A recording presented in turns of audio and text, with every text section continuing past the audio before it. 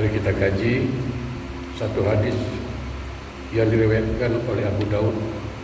Sebenarnya hadis ini kita hafal, kita dah selalu baca.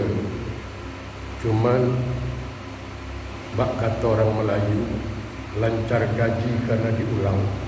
Dan cuba kita bahas agak sedikit mendalam hadis itu. Hadis itu berbunyi, raditu billahi rabba wa bil islami dina wa bi muhammadin nabiyya. Ada menyambah bahasa Islam.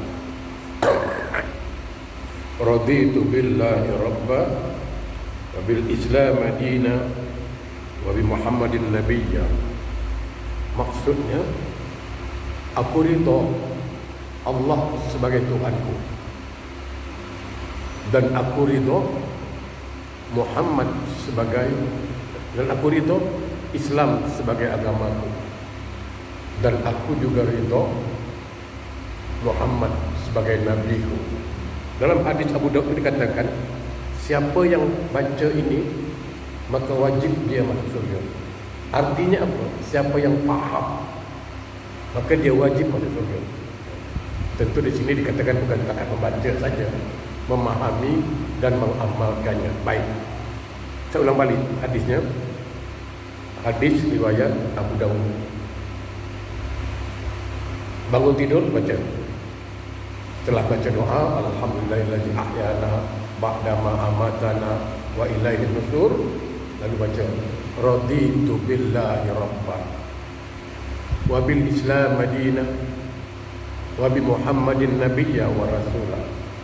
Orang yang rajin baca ini, insya-Allah keridhaan Allah akan datang pada dia. Nah, sekarang kita bahas apa itu ridha. Itu dulu. Makna ridha ni apa? Itu yang kita coba bahas dulu. Kita dalami. Saya cuba menjelaskan simple. Begini. Pertama, seorang anak diharuskan meminta ridha orang tua. Betul kan? Seorang anak selalu mesti minta ridha orang tua. Bahkan hadis mengatakan ridallah fi ridha walidain wa sukhtillah fi sukhti walidain. Ridha Allah tergantung ridha orang tua, dan murka Allah tergantung murka orang tua. Okey, perhatikan baik-baik. Seorang anak dia mesti minta ridha orang tuanya. Pertanyaan saya senang. Anak yang minta ridha ni, apakah anak itu tak pernah melawan orang tua? Pernah. Anak yang minta ridha ini pernah tak membantah perintah orang tua? Pernah. Anak yang minta ridha ini pernah tak mengecewakan orang tua? Pernah. Oleh karena pernah mengecewakan orang tua, oleh karena pernah melawan perintah orang tua, oleh karena pernah menyakiti hati orang tua, itu sebabnya dia minta ridha. Kalau dah ridha, selesai masalah. Satu. Sama, seorang istri dia dituntut minta ridha suami. Coba bayangkan. Nah, istri yang minta ridha ni, apakah istri yang dah terbaik, yang tak pernah cakap kasar? Tidak. Dia pernah melawan ke? Pernah. Dia pernah bantah suami? Pernah. Dia pernah tak mengecewakan suami? Pernah. Oleh karena pernahlah dia minta ridha. Maknanya apa? Raditu billah, aku ridha Allah sebagai Tuhan. Maksudnya bukan berarti kita tak pernah membantah perintah Allah. Pernah. Kita pernah bantah perintah Allah. Kita pernah tak mengecewakan Allah? Pernah. Kita pernah tak buat maksiat? Pernah. Untuk itulah kita minta ridha Allah. Selesai masalah. Itu gunanya minta ridha Allah. Karena pernah buat maksiat, karena pernah membantah perintah Allah, karena pernah melakukan dosa. Untuk itulah dia minta ridha Allah. Sama. Apakah dia minta ridha Islam? Apa dia tak pernah tinggalkan ajaran Islam? Pernah. Kadang pernah dia tak solat dulu. Kadang dia tak baca Quran. Artinya dia ridho Islam sebagai agamanya, bukan berarti dia tak pernah mengecewakan Islam, pernah. Untuk itulah dia minta ridho. Baik, sama dengan Rasulullah tadi. Itu pertama. Jadi ketika kita minta ridho Allah, bukan berarti kita hamba yang paling baik. Tidak. Oleh karena kita jadi hamba yang tak baik lah, hamba yang pernah bersalah lah, maka kita minta ridho Allah. Okey, saya sedikit potong biar paham. Dalam peristiwa Isra Mi'raj ini selalu saya sampaikan, sekedar mengingat-ingatkan kembali. Dalam peristiwa Isra Mi'raj, sewaktu Rasulullah berangkat ke langit, diangkat ke langit Mi'raj, di setiap pintu langit terbuka, dia melihat, Rasulullah melihat malaikat beribadah kepada Allah. Ada malaikat yang rukuk aja. Nanti dia lihat lagi di langit yang lain, ada malaikat yang sujud saja. Nanti dia tengok lagi ada malaikat yang duduk antara dua sujud saja. Ada malaikat yang i'tidal saja. Lalu Rasulullah dalam hati berkata, alangkah indahnya andai kata umat aku beribadah meliputi ibadahnya malaikat.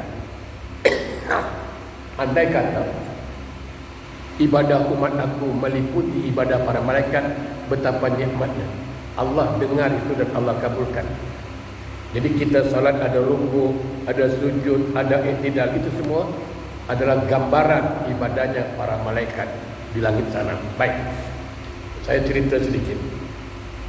Ketika beliau naik ke Sidratul Muntaha, Mustawa, Raf-Raf untuk bertemu dengan Allah, beliau kagum, beliau terkagum-kagum melihat tempat itu.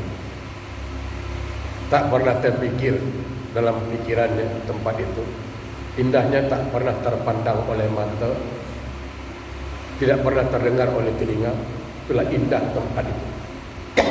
Sehingga keluh lisannya tak bercakap. Tiba-tiba jatuh setetes air pas mengenai lisan beliau. Setelah beliau kena air itu, lancar lisannya bercakap. Apa kata dia? At-tahiyyatul mubarakatus shalawat wa ibadulillah. Segala kebesaran, segala keagungan dan keberkahan itu adalah milikmu ya Allah, milikmu.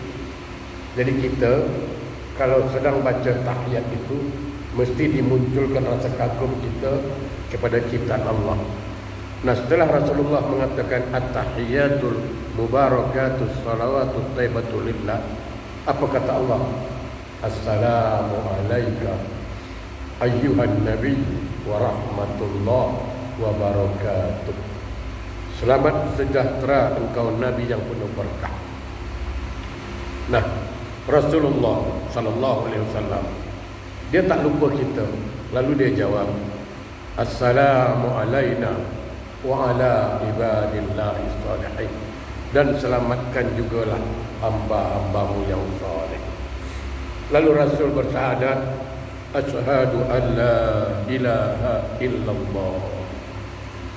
Dan Allah mengakui dan malaikat mengakui, Wasyhadu anna Muhammadar Rasulullah. Nah, di antara dialog itu apa? Ini inti. Jadi sekali lagi saya katakan, siapapun yang bertanya pada kita, apa hakikat ibadah? Apa tujuan kau buat ibadah? Apa hakikat engkau pergi umrah?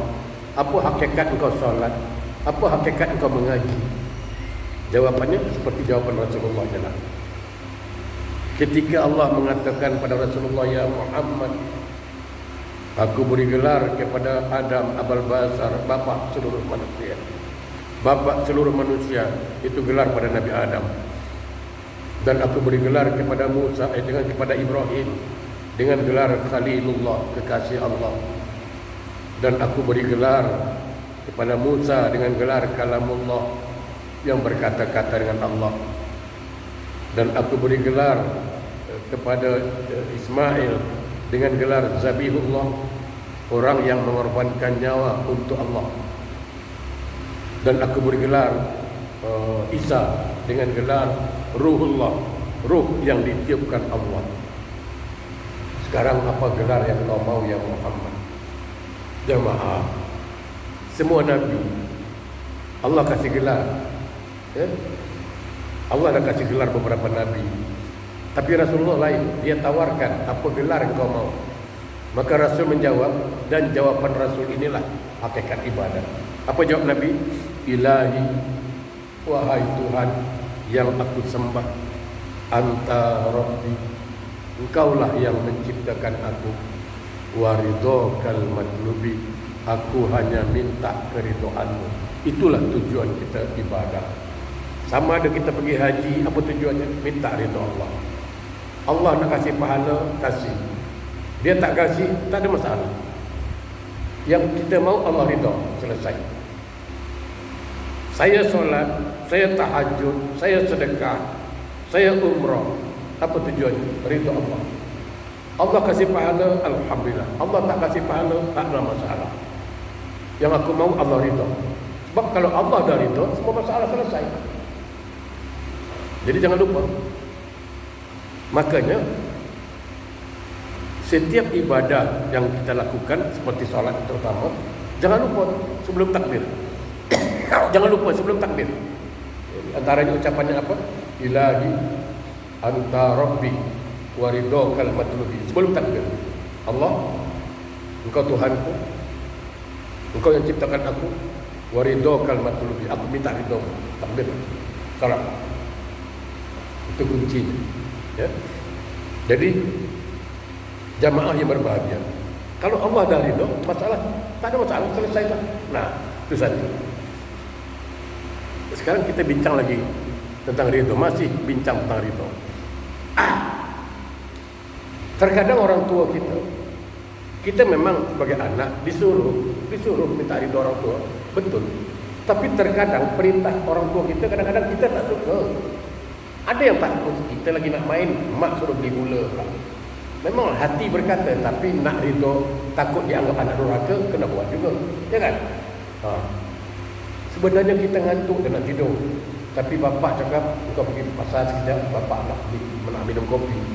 Pergi juga, takut dianggap anak durhaka. Jadi ada kalanya perintah orang tua itu kita tak suka, tapi kita kena buat. Kenapa? Karena kita ridho. Kita nak ridho orang tua. Sama isteri minta ridho suami, terkadang perintah suami dia tak suka. Isteri dah nyuci penat-penat, masak, tiba-tiba malam cakap, kecilkan badan abang. Dia dah penat nyuci banyak, ya.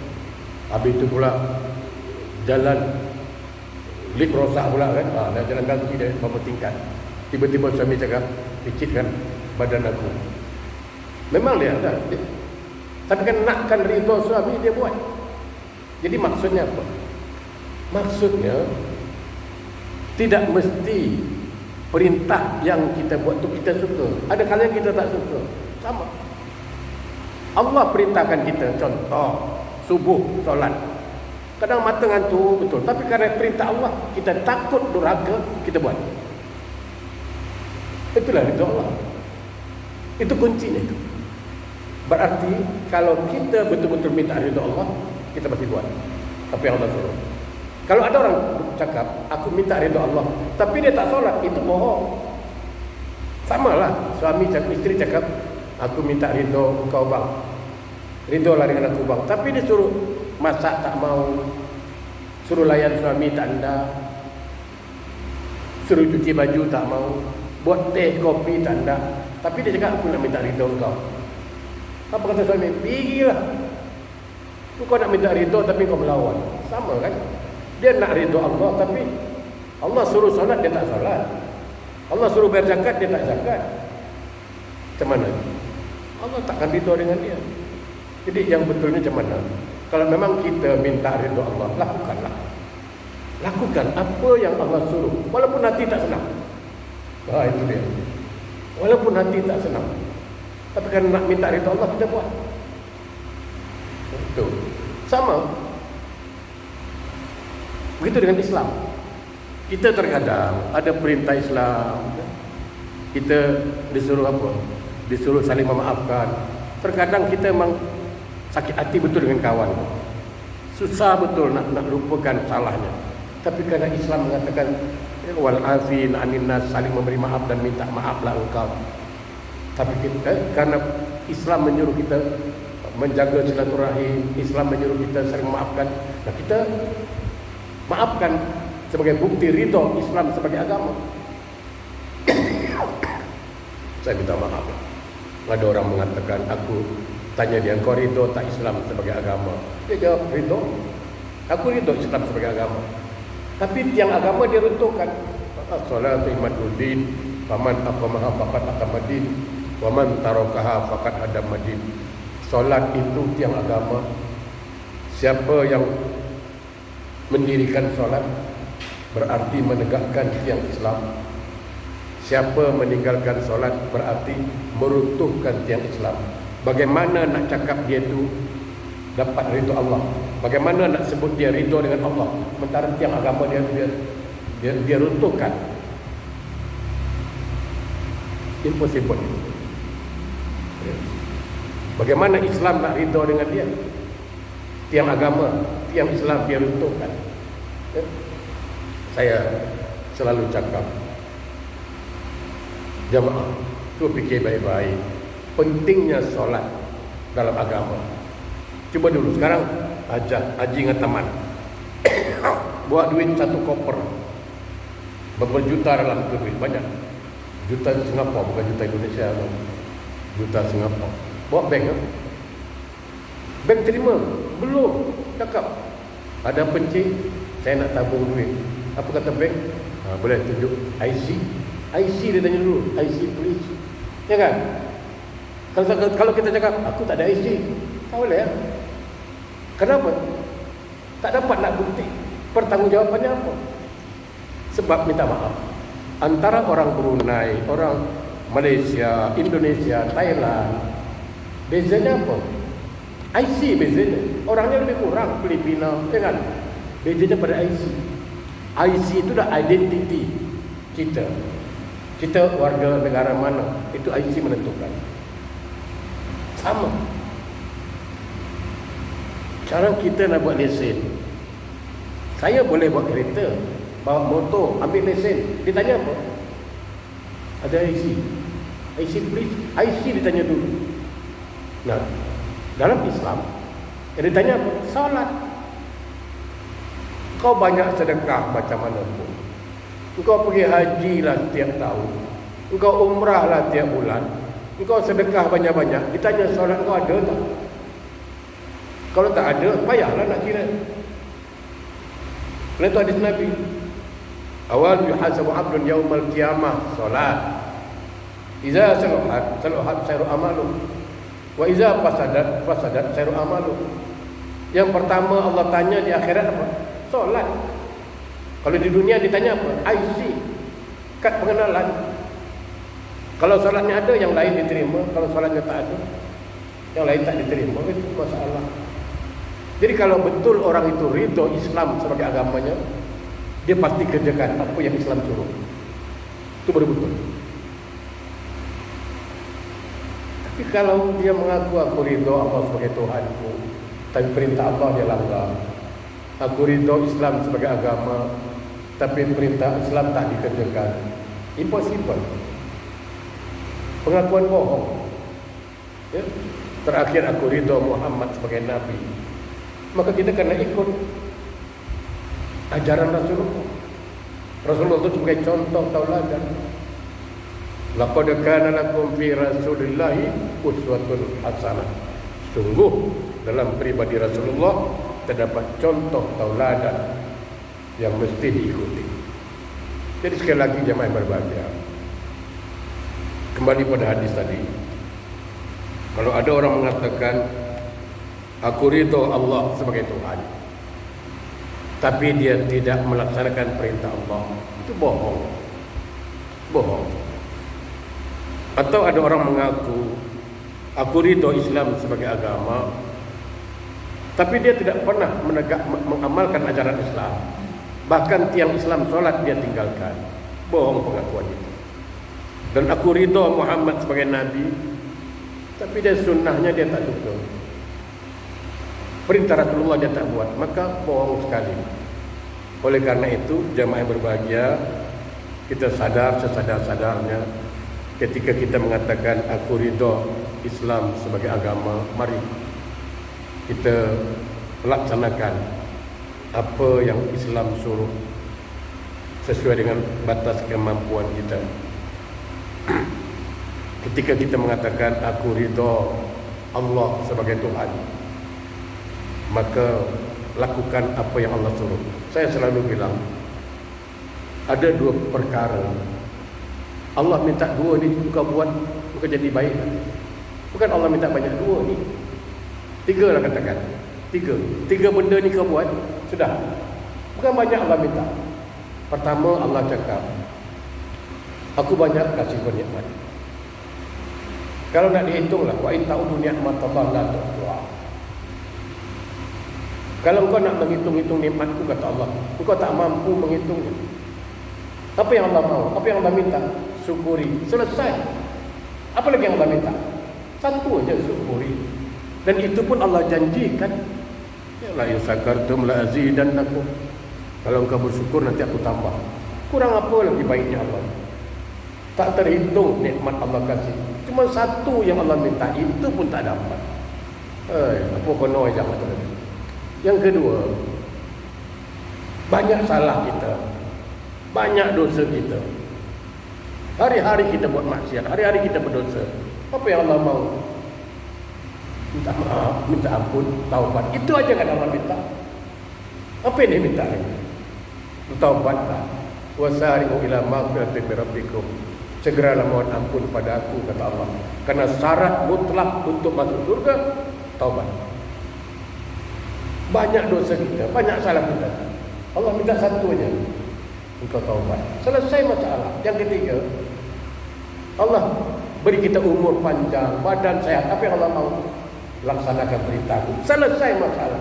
Tinggalkan larangan. Apa? Tiga aja. Apa lagi yang Allah minta? Nah, kalau tiga ni kita penuhi, insya-Allah. Insya-Allah. Apa kata Nabi? Kullu ummati dakhalal jannah illa man aba. Seluruh umatku masuk surga kecuali yang tak mau. Sahabat tanya, siapa yang tak mau? Yang tak mau ialah man ata'ani dakhalal jannah wa man asa'ani faqad aba. Siapa yang tunduk, yang patuh pada ajaranku, maka dia masuk surga. Siapa yang tak patuh, dia berarti tak mau masuk surga. Sekarang tepuk dada tanya selera, kita nak masuk surga ke tidak? Ya, saya kira itu dulu, kerana badan saya pun kurang sehat sangat. Mudah-mudahan bermanfaat.